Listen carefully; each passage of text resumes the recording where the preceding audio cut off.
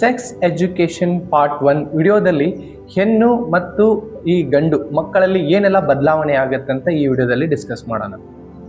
ಈಗ ಏನಾಗುತ್ತೆ, ನಾವು ಒಂದು ಏಜ್ ಅಂತ ಹೇಳ್ತೀವಿ, ಪ್ಯೂಬರ್ಟಿ ಅಂತ ಹೇಳ್ತೀವಿ. ಪ್ಯೂಬರ್ಟಿ ಅಂದ್ರೆ ಈಗ ಮಕ್ಕಳು ಚೈಲ್ಡ್ ಇರ್ತಾರೆ, ಅವರು 9 ವಯಸ್ಸು ಆದ್ಮೇಲೆ ನಾವು 10 ರಿಂದ 19 ವಯಸ್ಸಿನ ಮಕ್ಕಳನ್ನ ಅಡೋಲಸೆನ್ಸ್ ಅಂತ ಹೇಳ್ತೀವಿ. ಅವಾಗ ಅದನ್ನ ಆ ಏಜ್ ಅನ್ನ ನಾವು ಪ್ಯೂಬರ್ಟಿಗೆ ಅವರು ಬರ್ತಾರೆ. ಈ ಪ್ಯೂಬರ್ಟಿಗೆ ಬಂದಾಗ ಗಂಡು ಮತ್ತು ಹೆಣ್ಣಿನಲ್ಲಿ ಏನೆಲ್ಲ ಬದಲಾವಣೆ ಆಗುತ್ತೆ ನೋಡಿ. ಗಂಡು ಮತ್ತು ಹೆಣ್ಣು ಮಕ್ಕಳಲ್ಲಿ ಅವ್ರಿಗೆ ಕೂದಲು ಮತ್ತು ಸ್ಕಿನ್ಗೆ ಜಾಸ್ತಿ ಆಯಿಲಿ ಆಗುತ್ತೆ, ಮತ್ತು ಅವ್ರ ಧ್ವನಿ ಚೇಂಜ್ ಆಗುತ್ತೆ, ಧ್ವನಿ ಗಡ್ಸಾಗ್ತಾ ಹೋಗುತ್ತೆ. ಮತ್ತೆ ಅವ್ರಿಗೆ ಇನ್ ಪ್ರೈವೇಟ್ ಪಾರ್ಟ್ದಲ್ಲಿ ಅವ್ರಿಗೆ ಈ ಕೂದಲು ಬೆಳವಣಿಗೆ ಆಗುತ್ತೆ, ಮತ್ತೆ ಅವ್ರಿಗೆ ಆಕ್ನೆ, ಈ ಮೊಡೆಗಳು ಬರ್ತಾ ಹೋಗುತ್ತೆ, ವೇಟು ಮತ್ತೆ ಹೈಟು ಗೇನ್ ಆಗುತ್ತೆ.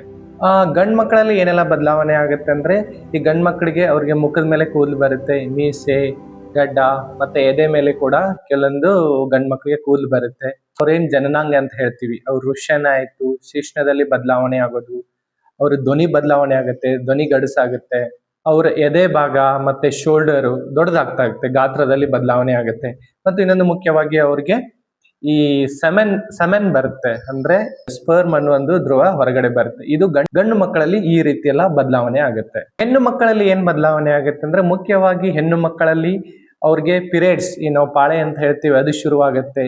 ಅವ್ರದ್ದು ಸ್ತನಗಳಲ್ಲಿ ಬದಲಾವಣೆ ಆಗುತ್ತೆ. ಇನ್ನೊಂದು ಅವ್ರದ್ದೇನ್ ನಾವು ಹಿಪ್ಸ್ ಬೋನ್ ಹೇಳ್ತೀವಿ, ಹಿಪ್ಸ್ ಬೋನ್ ಅನ್ನ ದೊಡ್ಡದಾಗತ್ತೆ.